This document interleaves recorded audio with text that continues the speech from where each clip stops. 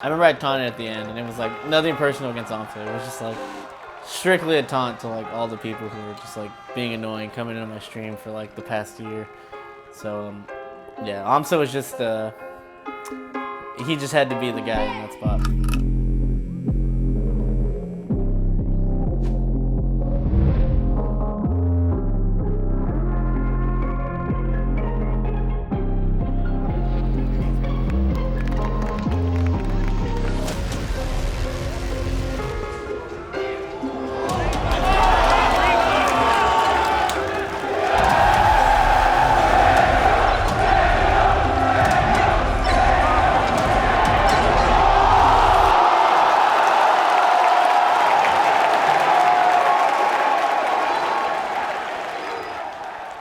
Go. Get over there. You too. Come on. Go outside.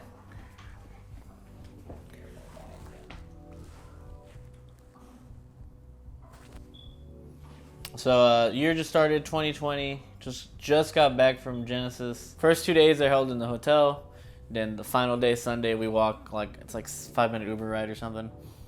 Play at the Paramount Theater, and it's really cool. Like, it's just nice because like if you make it to top 8, it's like all right, you get to go play here in front of like a whole different field. Just makes it feel like super legit. We had a bunch of C9 people come, and we had a booth, and people were always there, like popping, and I think it was cool just to see like I think for a fan's perspective, they're like, oh, C9's here with Mang0, like that's really cool. It means like because we don't see that a lot in Smash, so I think it's just cool. They probably like, and I think it's cool too. Like especially when I go, I can leave my stuff there. Just little things like that. I have a TV there. Just makes my life like a lot easier. Also having people there are willing to help me and like grab me stuff or anything. So it just makes everything just a lot better. And then I'm sure from a fan perspective, you know, if you're like just randomly like getting a super Mang0 mood, you can go buy some Mang0 stuff or, you know, go, you know, just the whole thing. So I think it's really cool they came out, and I think people really liked it. So starting off, I decided to do doubles because I actually really like doubles. People think I don't like it, but I usually don't like the scheduling for it. I found out it was all done in one day. So I'm like, yeah, I can do one day. I also think it can keep you warm. That way you have like one more day of like practicing and stuff, kind of get yourself in like that kind of ritual. So yeah, I did doubles this time on top of singles. I usually only do singles, but the scheduling was right, so I decided to do it. Did doubles with Lucky. Lucky, aka Mang0's friend. Unfortunately, just lost the sponsor, but he's riding the Mang0's friend joke. And I think we hooked him up with the jersey, so you know he's getting some perks. Teams was kind of a bummer, just like the scheduling of it actually messed up. And we went to go eat, and then turns out I thought we had like an hour or two before we would start, but I think they were running late, so we didn't get a chance to warm up. Just kind of lost, but it was doubles, so you know whatever. It's not like the end of the world. But now I just had to focus on singles after that. Saturday was kind of it seems like the new like standards for tournaments is like super like there's like always one long Saturday now where you play. Like I started at 12, and when I ended I think it was 9:30, which is like, I know some people are just like, well, whatever, it's just one day. But like when you're trying to stay like warmed up, you gotta make sure you're eating.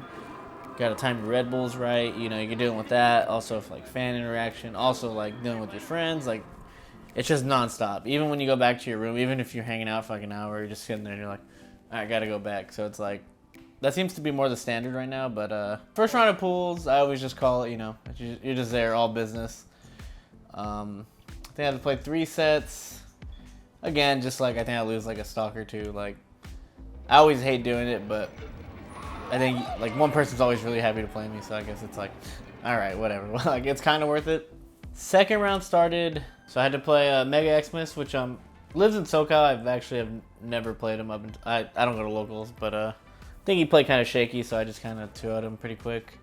Into Nikki, which is European Fox, who I wasn't playing my best against him, and he definitely took advantage in moments. But I was able just to 2-0. They were close games, but I'm happy that like I was able just to kind of breeze through that. But he did make me work for it. But usually, like in that moment, you just want to get to 3 out of 5 because you're way more likely to lose in, you know, best of 3. It's like once you survive 3 out of 5, you're like, okay, I should. My chances of losing go down like a lot right now. So it's always good to just make it through that part, especially because so many people were losing in that part of the bracket. Like, I played Xmas and Nikki, like, I think Axe lost there and like Wizzy lost. Like there were so many losses there. So you know, melee's not as free as it used to be, so I'm happy I was just able to like kind of skate by. Where do you want to start? Yoshi's looking at. So in top 64, it becomes best of 5, which I think is how it should be at all our super majors. Because 3 out of 5, you're just gonna get the better player winning, which is what we want. You always want, you know, the better player winning the tournament. So I'm pretty sure I had to play Fizz first. Played off stream. I kind of 3-0'd him pretty convincingly. Not allowed to stay there. And then I had to play, and then I had to wait like an hour. That's when I had to play Triff, and I'm actually really good against Peach now. I think I like JB4'd him the first game. When he's recovering, coming a little bit far away, that was just a good shine though. Not much you can do. Shine might kill. Oh. I mean, at that stock lead, you might as well. Oh. Yeah. And the JV4. Yeah. Then I went to FD, and I kind of like, I think I SD'd right away, and then like I brought it down to last stock, and I was like, okay. And then I went for a double dip, suicide dare, and I like messed up, and I forward aired. And then like, that was a big moment, because like, obviously it's like, I could have won FD, and the set's just over. But I messed it up, and then I lost game 3 really bad, so it's like, and that little like 4-minute span, my mental was just really bad. But I'm kind of proud of myself, because like, normally, like, back in the day, like, even a year ago, I'm just, like, over it. I give up. But I was like, no, it's fine. And then I went on to win game 4 and 5, like, super convincingly. So I'm kind of happy that kind of happened because, like, just my mental was, like, really good. And it's a huge improvement from what it used to be. Like, back in the day, it would have just been, like, I would have been angry. And a lot of this tournament was just moments like that where normally I give up. But I was, like, able to, you know, clutch it through. So, like, the Triff set should have, like, just been a 3-0, 3-1. But, like, I'm happy I went to game 5 because I got to, like, just test my mental, which is, like, always, that's what you're going to need to win. So that set was good for me, I think, just in letting myself know that, like, it's okay if we mess up kind of thing. So after I beat Triff, I had to either play Amsa or Mewtwo King. And I wanted to play both of them because everyone's on the Jason train. I'm like, I just want to destroy Jason. Or I want to play Amsa and beat him because everyone's like, oh, Mang0, you suck against Yoshi. So either way, I was happy there. I was like, give me any of them. I'm down to play either. So before my Amsa set, I messaged Nez, who's like literally the only Yoshi. At least the only Yoshi I'd probably know well enough to like want to play. I told him, hey, do you want to play? He didn't respond, and then out of nowhere, he just showed up. Yo, let's play it. I'm like, oh, sick. And I had to play in like 30 minutes. I was like, okay, good timing. I don't know. I think it's, I feel like with him, like, I know he loves Amsa. I feel like when you play someone like Yoshi or Pikachu, like, I feel like you don't want people just to say, oh, you only won because you don't know the matchup. I feel like that's probably really annoying. So I feel like Nez just like appreciates the game. So he's like, I want you to play your best. I want Amsa to play his best. So I feel like that's how he's kind of like on that wavelength, which is nice. And he warmed me up for like a solid 30 minutes, and then definitely helps because like where else are you gonna find a Yoshi? So shouts to Nez, definitely helped me. And yeah, man, I play with them like on the weekdays. Like I feel good in that matchup. So it was nice just to like remember everything really quick right before my set. He beat me the last 3 times, but I kept telling everyone like, no, I just played like not bad. I just played dumb against Amsa and like wasn't abusing the Yoshi matchup, blah blah blah. And everyone's like blah blah blah. And I'm like, I want to go Falco against Amsa. And they're like, no, he beat your Falco. Like all this stuff, and I'm just like, just trust me. If I play smart, I'm pretty sure I can beat Amsa.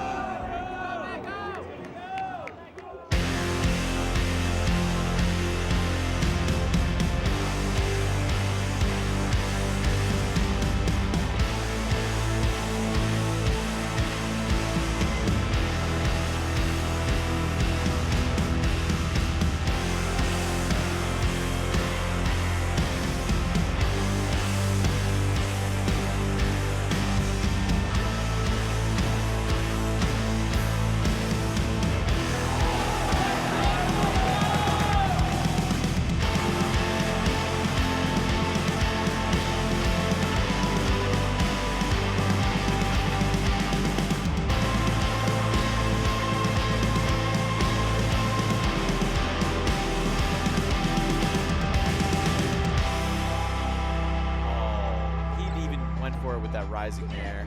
Did Mang0 let him, did he land or no? I don't think Mang0 let him land. Amsa knows it too. Oh, and I remember I taunted at the end, and it was like nothing personal against Amsa. It was just like strictly a taunt to like all the people who were just like being annoying coming into my stream for like the past year. So yeah, Amsa was just he just had to be the guy in that spot. But I was just happy to beat him because like, and I did so convincingly to where I was like, okay, everyone can just kind of leave me alone about this. I remember it's like when I lost to like ICs for a while, and then it's like you just shut people up for a while, and it's like, you know, we can go back to normal life. So after I 3-0'd AMSA pretty convincingly, I was done. 9.5-hour day. So I was ready to go to sleep, like 5:30. I don't remember the time. Some old guy who actually wasn't part of the Smash community like pulled the fire alarm. Biggest noise, and like I'm thinking like, oh my god, I think like the most tragic thing is happening because I've never heard that in my life. It was actually pretty scary. And then they were like, head downstairs, like some automated voice. That kind of sucked because it woke me up, but I ended up getting decent sleep after, so I feel like I could have used it as an excuse and been like complained about it. It would just make me play worse. So I just like, you know, like somebody pulled the fire alarm. What can you really do? One day I faced up against Leffen.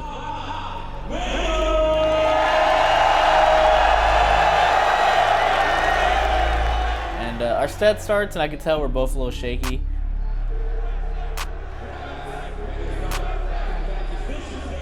Just going back and forth, back and forth. And the whole time I feel like we're both kind of off, which happens sometimes. Sometimes we both play a sloppy set.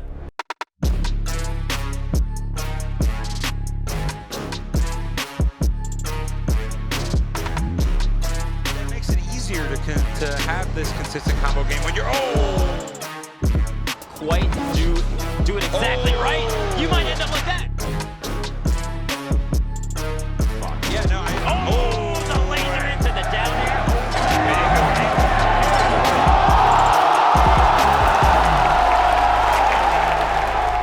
At the end of that set, you can see I nod my head because I was just upset because I knew I wasn't playing well enough to win the tournament. So even though I won, I was just like, I got to do something because like this isn't gonna win me the tournament. So I beat Leffen. Now I have to play Zane, who beat HBox. We're playing winners final. I made it to winners finals, which is a good sign, like good start. No losers run yet. And I play Zane, and I convincingly like 2-stock him game 1. Turns it into like a bit of a 50-50. Oh, he could. Okay, with the That up was tilt. such a sick up tilt. I think a lot of other moves would. Shine, I don't think would have connected there, and he spaces outside to get up time. Look at all this I offense, can't believe Bobby. it. He just like took away all that momentum on FD. I think he just like swiftly 3-stocked me, and then it carried on to game 3. I ended up losing the game 3 really bad. In game 4, I told myself like, okay, hold on, like we've been here. I've been down 1-2 against Zane so many times. Like we just have to win 2 games. Sour spot, and that's gonna be it. That's gonna be it. Spaghetti. Wow. Okay, that at the end of that game. So it's very interesting what I'm seeing here, Toe. Up until game 5, it was like a nail biter. It was last stock, game 5, last stock each, and then it just came down to who played a better stock, and he got me. Like I think I don't even know how many times I hit him last stock, but he just had the better stock. And sometimes game 5s are gonna be that way. Like you can easily win it, you can easily lose it, and he just played better than me in game 5. He had like 3 open ups, took advantage of them, and that was it. It was kind of a bummer. I was super bummed after because it was like you just never want to go to losers, like especially because like with HBox, I need more time to warm up because I hadn't been playing Fox.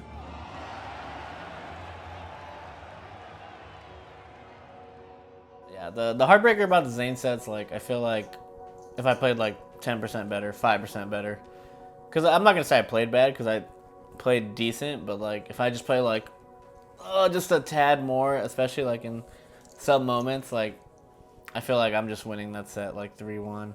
So that's what makes it kind of sad, but it's also like I'm like a very look at the positive, so it's like, you know what, I was able to take Zane to like, you know, the last possible stock on like playing okay, so it's like in my head I'm like, just clean a few things up and we can just, you know, win.